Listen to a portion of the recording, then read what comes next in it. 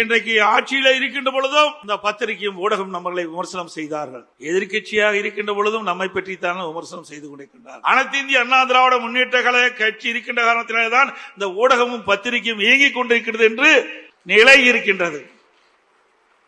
அனைத்து இந்திய அண்ணா திராவிட முன்னேற்ற கழகத்தை பொறுத்தவரைக்கும் பொன்மனச்செம்மல் புரட்சி தலைவர் எம்ஜிஆர், இதயம் புரட்சி தலைவி அம்மா இருவரும் தலைவர்களுக்கு வாரிசு இல்ல, நாட்டு மக்களைத்தான் வாரிசாக பார்த்தார்கள். அவளுக்கு என்ன செய்ய வேண்டும், எது செய்தால் நன்மை கிடைக்கும் என்று எண்ணி எண்ணி எண்ணற்ற திட்டங்களை வழங்கிய காரணத்தினால்தான் இன்றைக்கும் அனைத்து இந்திய அண்ணா திராவிட முன்னேற்ற கழகத்தை எவராலும் தொட்டு பார்க்க முடியவில்லை.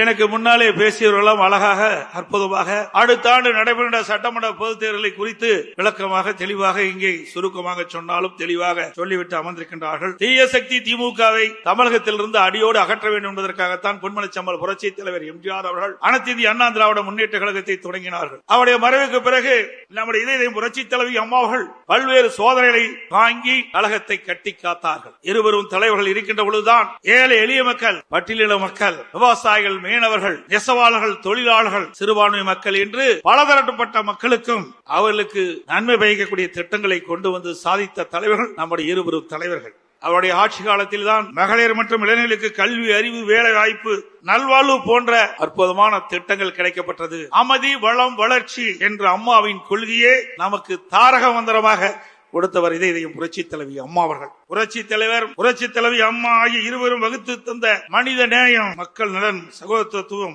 சமத்துவம் ஆகியவற்றை எக்காலம் பேணி காப்பது நமது உயிர் மூச்சாக கொண்டிருப்பது அனைத்து இந்திய அண்ணா திராவிட முன்னேற்ற கழகம்.